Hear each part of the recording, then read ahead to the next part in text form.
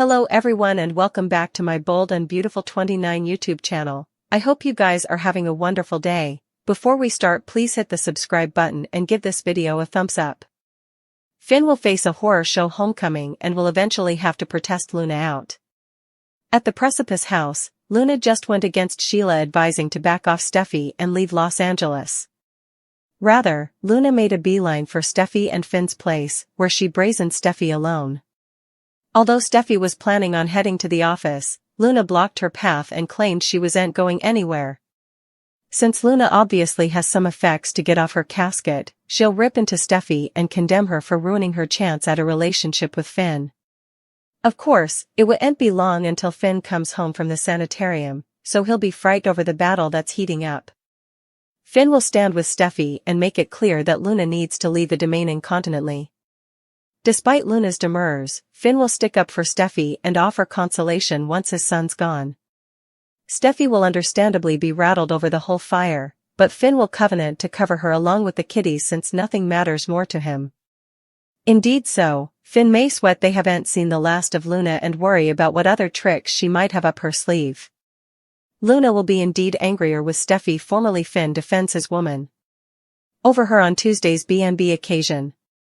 It'll make Luna indeed more convinced that the world would be a better place without Steffi in it, at least for her.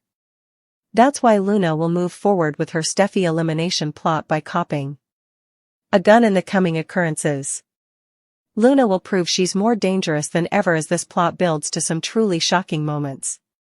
Steffi and Luna chaos, so stick with us for updates on all the awful news to come. Luna will go wild thanks to her revengeful plan and stir up some major drama in the process. Liam talked about his pale list while Sheila screamed that Finn didn't want Luna. Sheila advised Luna not to go down this road.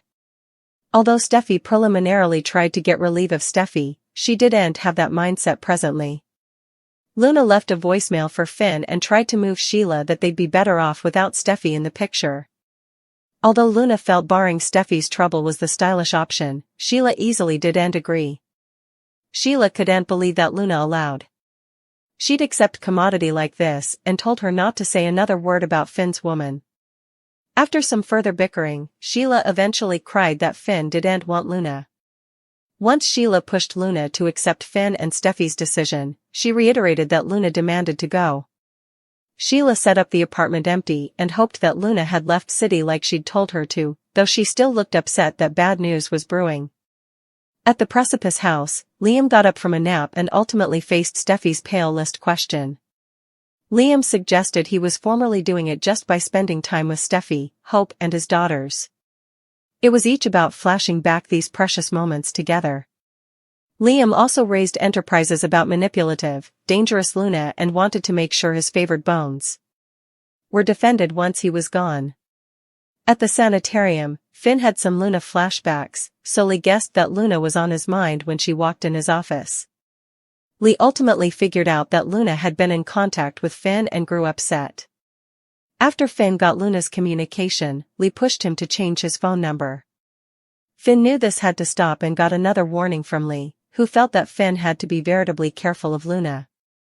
After Liam left the Precipice house, Steffi heard a noise and assumed he'd come back for commodity he forgot.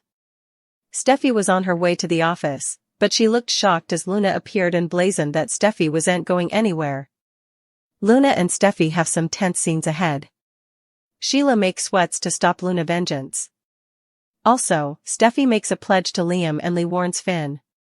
At Sheila's, she encourages Luna to make the utmost of her alternate chance. Luna insists that they're entitled to the same effects as everyone differently. The only handicap precluding them from having lives with Finn is Steffi. Formerly Sheila steps out. Luna takes the occasion to leave a communication for Finn, expressing her deep love for him. When Sheila comes back, she tells Luna that she must come to terms with the situation. Luna is induced that Sheila hasn't done so. Sheila reminisces about the bond they participated and her feeling that he was willing to give her a chance. Holding her grandson, indeed for just a moment, felt like a mending for her heart. Luna argues the moment was transitory due to Steffi, and reassures her grandmother that she deserves love. As long as Steffi's in Finn's life, they will no way have a chance with him.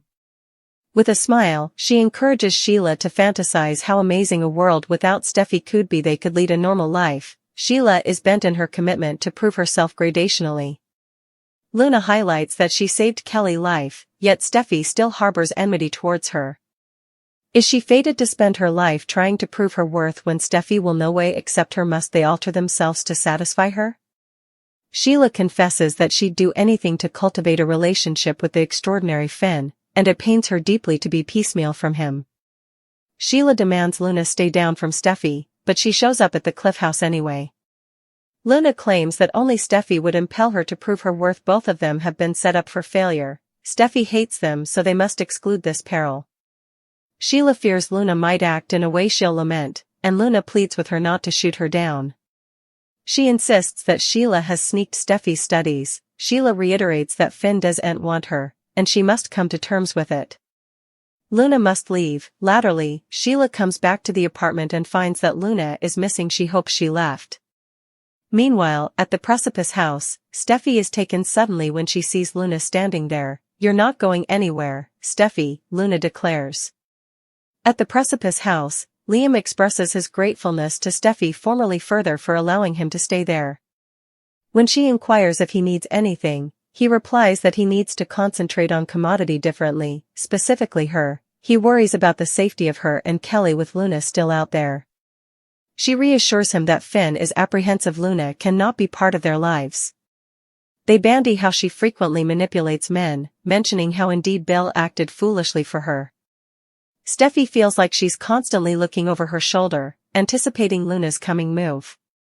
Steffi doesn't want him to be anxious or stressed about this situation, also asks if he has a pale list. "I suppose I'm kinda doing it," he responds. What he desires is to see her, Hope, and the girls, and makes in trouble to flash back all the small moments. With a sniffle, Steffi says they will no way let him go. He requests her help in icing the girls' flashback him, and she assures him that he'll always be a part of them. Liam's main concern is their safety, security, and happiness. She promises that they will be. In office, Finn reflects on Luna and his life until Lee interrupts him. She suspects he has commodity on his mind, likely about Luna. When he admits he feels shamefaced, she skirmishes it off as silly. He can't stop allowing about how different Luna's life might have been if he'd been part of it. They argue about this, and she tells him she's proud of him, but dwelling on what could have been is meaningless. Luna cannot be excused and has no place in his life. Finn understands and promises to cover his woman. From Luna. His mama is concerned that Luna isn't getting the communication and warns him to be veritably careful. A shirtless Finn drying off with a kerchief. Once wearing a shirt, Finn addresses with his woman. As she lays down the law to him about his newfound son. "Luna can't be anywhere near us or our children," says Steffi, as a pained-looking Finn takes in what she has to say. It's accessible that Steffi feels this way. Luna held her against her will in a pen and sounded impeccably willing to kill her if Finn hadn't come to Steffi's deliverance. She presumably also recalls how Finn had a soft spot for his natural mama, Sheila, and she nearly killed them both.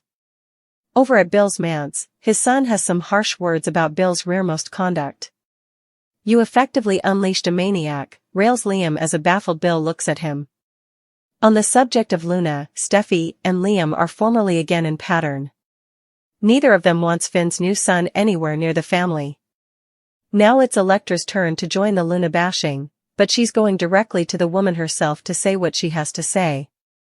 Will must have told his gal that his father's former guest flirted with him and offered to be his plaything. Electra confronts her new rival for Will's affection with a forceful protestation. "I'm advising you to no way come near Will or me again," says the Forrester descendant, right before she gives Luna a push on the shoulder. Luna does a slow turn back, and if aesthetics could kill, Electra would be joining Tom and Hollis for sure.